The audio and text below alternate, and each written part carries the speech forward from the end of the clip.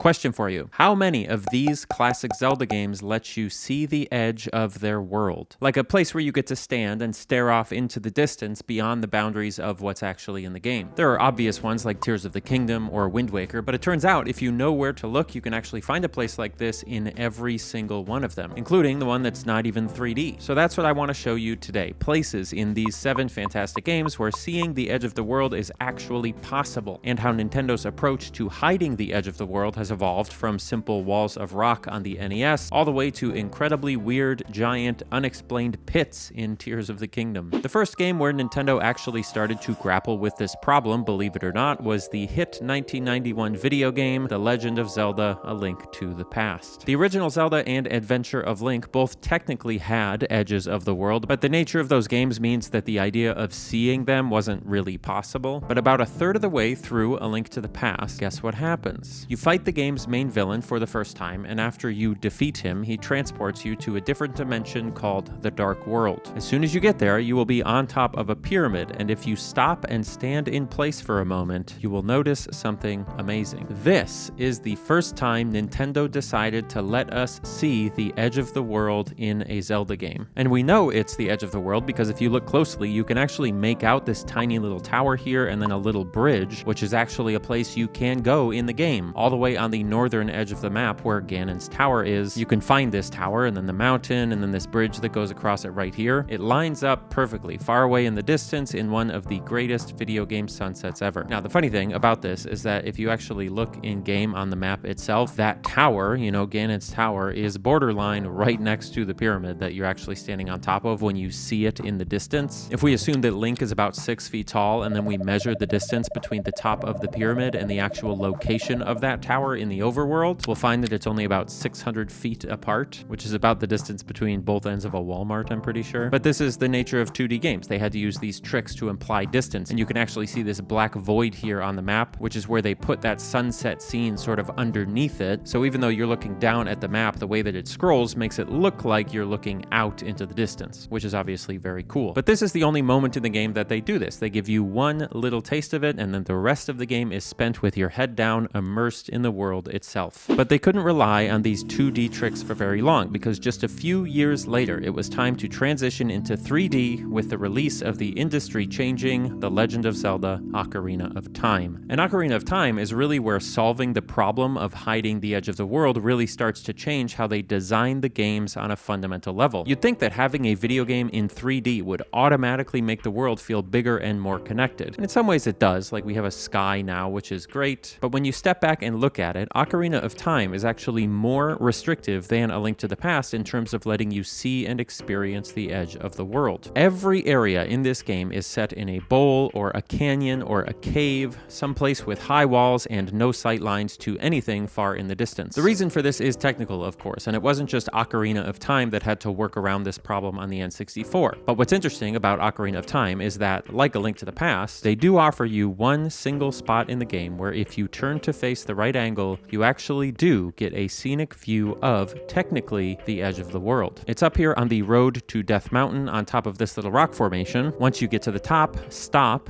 go into first person, and turn around, and then you'll be greeted by one of my favorite views in Ocarina of Time. This is the only place in the game where you can see the edge of the world. You can actually see Kakariko Village down here, and if you have a few drinks, you might even be able to make out the path that we took to get up onto the mountain. Yeah, stuff like this is just so cool to me. This is on an emulator now, which is why it looks worse. These places where a game creates a fake artistic representation of another area in the game for you to see from far away, like the theme park in Mario Sunshine or that big giant building in Half-Life 2. It's just so cool. And it works both ways, because if we go back down to Kakariko Village and we find a spot to look up at the mountain, we can probably guess that we would be standing right about here on this flat mountain texture while looking back down at the village, technically, which is a neat thing to try and visualize on such a primitive texture. Another fun detail is that if you wait on the mountain until nighttime, you can actually watch the lights in the Kakariko Village houses turn on, like a little Christmas village. That's such a fun touch. But to me, by far, the most mind-blowing thing about this beautiful view is something that took me 30 years to notice. If you come down the mountain a bit and look off to the right here, you'll see this empty patch of grass way off in the distance. I always thought this was just like a throwaway space, like some sort of unfinished texture that we weren't meant to look at, but no. This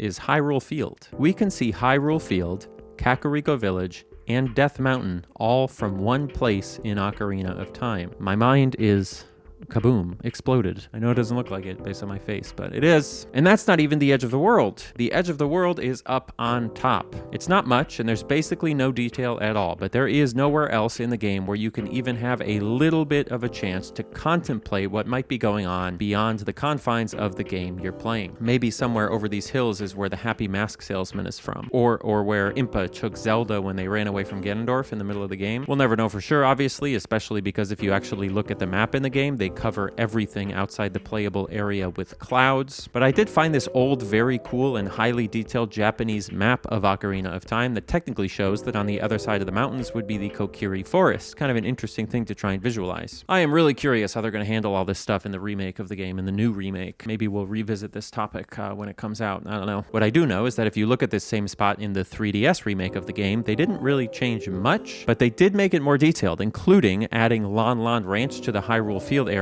and more clearly outlining Gerudo Canyon on the right side there, which is very cool. And for good measure, here's just another comparison of the mountain from down below in Kakariko Village. I just like seeing these kinds of comparisons. I feel like these are the types of things that most graphics comparisons don't end up showing off, but this is what I want to see. But regardless, whether it's the N64 or the 3DS, this little area is still the only place in the game where Nintendo allows you to have a view like this. Pretty neat. Just a year and a half after Ocarina of Time, Nintendo somehow managed to put out the next and possibly best Zelda game of all time, which is of course The Legend of Zelda Majora's Mask. And Majora's Mask does do a little bit more with letting you see further than its predecessor, sort of, especially when it comes to seeing Clock Town from various points around the map. My personal favorite instance of this is the ranch here. If you zoom in past the tree line, you can see the ice mountains over there on the left, what I think is the stone tower to the right of that. There's a little bit of Clock Town right below the moon, and then Woodfall Mountain on the right side. So you can actually see a ton of Majora's Mask from this location. Now, interestingly, using an upscaled version of the game with the CRT filter removed, you can actually tell that the two objects that are further away geographically are these flat, blurry textures, whereas the closer locations, Clocktown and Woodfall, are tiny 3D models. Kind of interesting. But Majora's Mask does do one thing that Ocarina of Time never did, and in order to see it, we've got to go to the beach, which means we need to turn into a fish and put on our swimsuit. Wow, what a nice swimsuit. Wait, oh my god, are those MeUndies? Welcome to the sponsorship. MeUndies are the greatest underpants in the world, okay? You should buy them. I have told you about this 100 times already, at least. But apparently there are still people out there who haven't taken the plunge yet because MeUndies keeps coming back to partner with me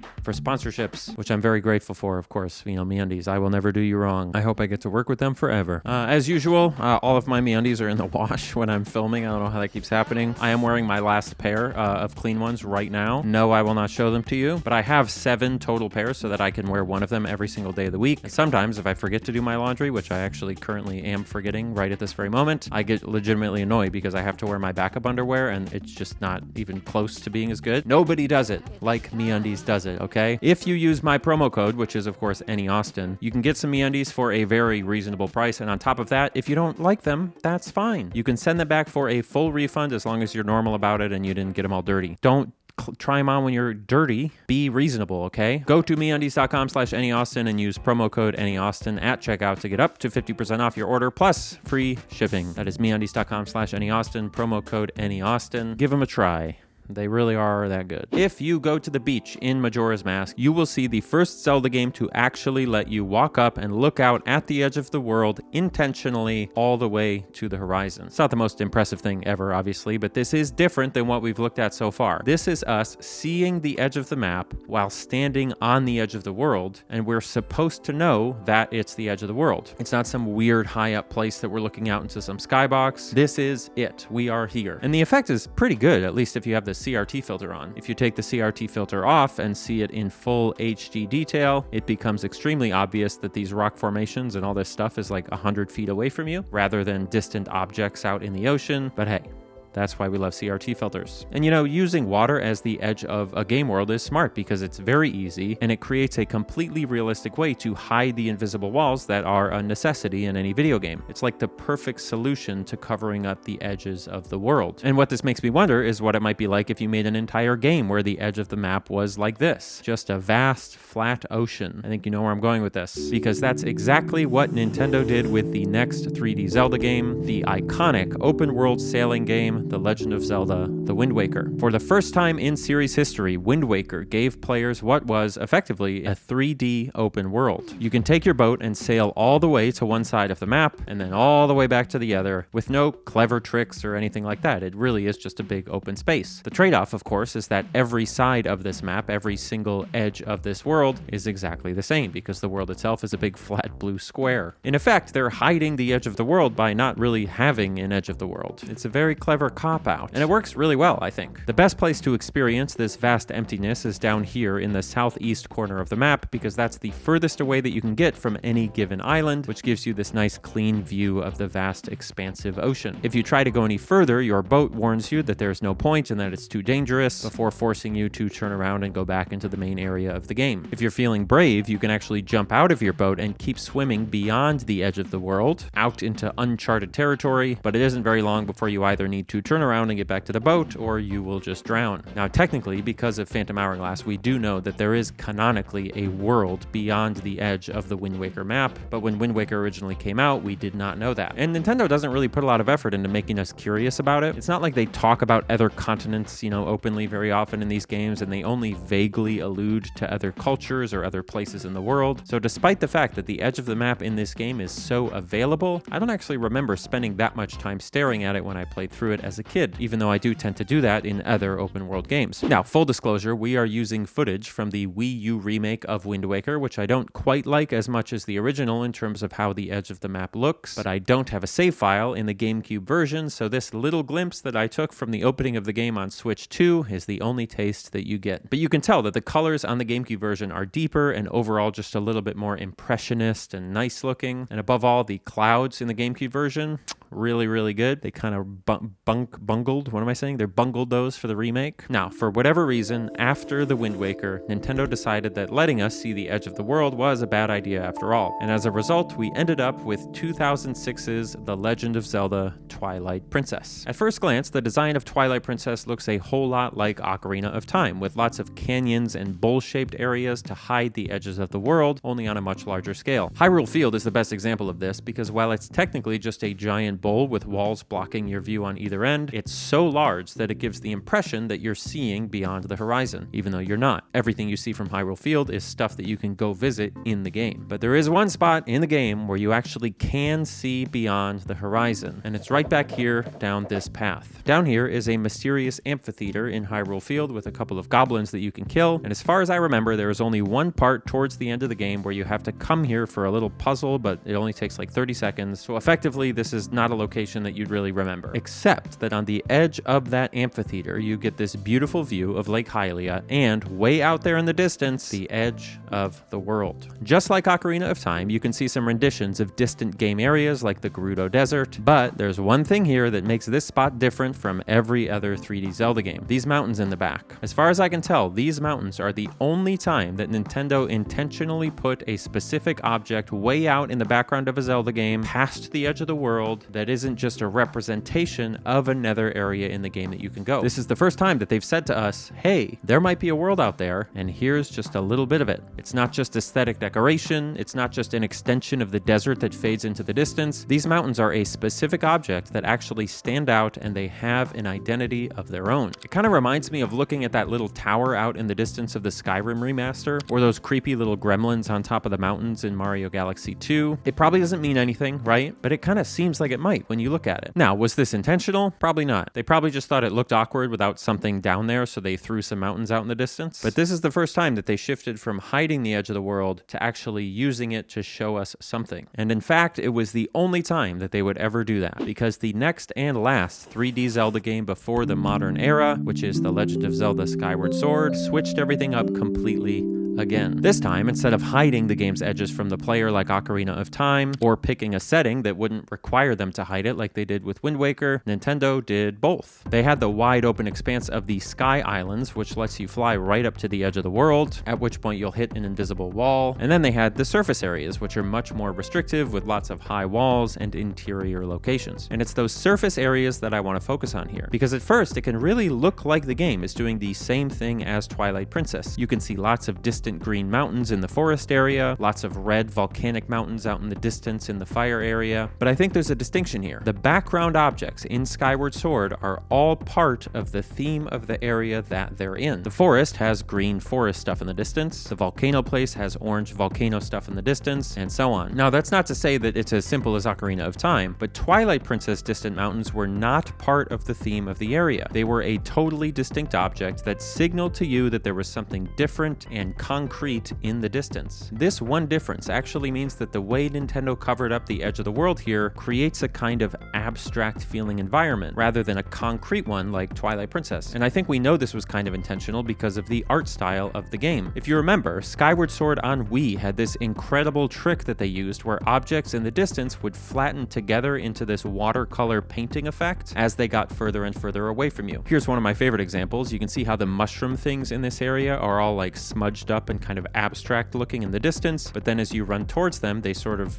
come to life and become 3D. And it made everything in the distance of this game feel flat and cozy and kind of weird, and it made the edges of the world feel like they were part of the skyboxes rather than these actual objects that you were seeing out in the distance. And I really think it was one of the coolest looking Zelda games because of this. Sadly, and this is just me ranting now, but sadly they effectively removed this artistic stylization from the Switch remaster of the game, and it does kind of change the way the atmosphere hits you. Not to say that it ruins the game by any means, but it just changes the vibe. Oh well, whatever. Still a good game. Which brings us to the modern Zelda games, and perhaps the end of the era of Zelda games having to hide their world edges, with the release of Breath of the Wild / Tears of the Kingdom. Over the course of this video, we've seen Nintendo employ a bunch of fun tricks to solve the problem of covering up the edge of the world in their Zelda games. But with the release of Breath of the Wild or Tears of the Kingdom, which I'm using for footage, there was a fundamental change in the way that they chose to design the world because they made the game properly open world. These weren't little sectioned off areas with loading screens or a bunch of tiny separated islands covered up with all of these big wide stretches of ocean. These games are one solid open landmass that can be walked through in any direction, climbed across freely, and crucially, we are now totally free to explore the edge of the map and see the edge of the world at any time from pretty much any place. In Tears of the Kingdom, it's even possible to get up really, really high, which lets you see well beyond the edge of the map and out into,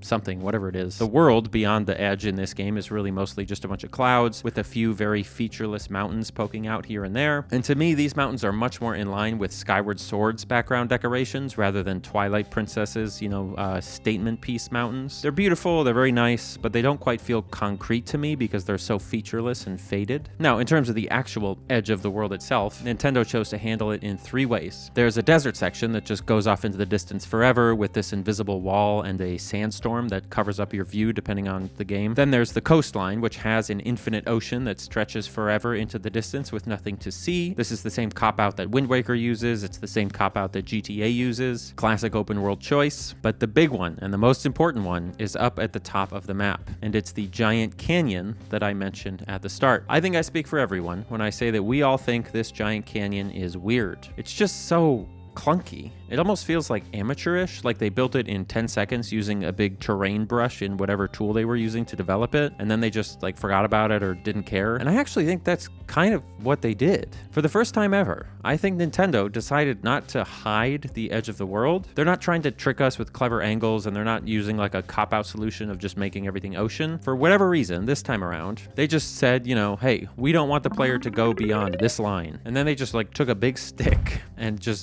went and just drew a massive, totally unrealistic, really weird feeling line in the sand. And to me, this idea is really the thing that has always separated Nintendo from their contemporaries. They know what they care about, and they know what they don't care about. They do care about the feel of a game. They do care about how their games look in a sense, and they care about the way that you navigate the world. But man, they don't care about realistic world design, really. They don't really care about creating like a believable space. It's just not their thing. And sometimes they'll try to work around that to accommodate what they think the market wants. That's what I think kind of happened with Twilight Princess, which is why it has a much more concrete world, including the things beyond the edge. But at their best, I feel like Nintendo just goes, we just want the edge to be right here. Like, what's it called? New Donk City is a great example of this. Like, they didn't try to make it seem like anything other than a floating, realistic city. They just go, hey, we want the map to be done right here. This is the end of the map. And the developers just go, okay. And I think that's hilarious. I'm Minnie Austin. Thanks for watching. Everybody likes me, everybody likes me, everybody likes me.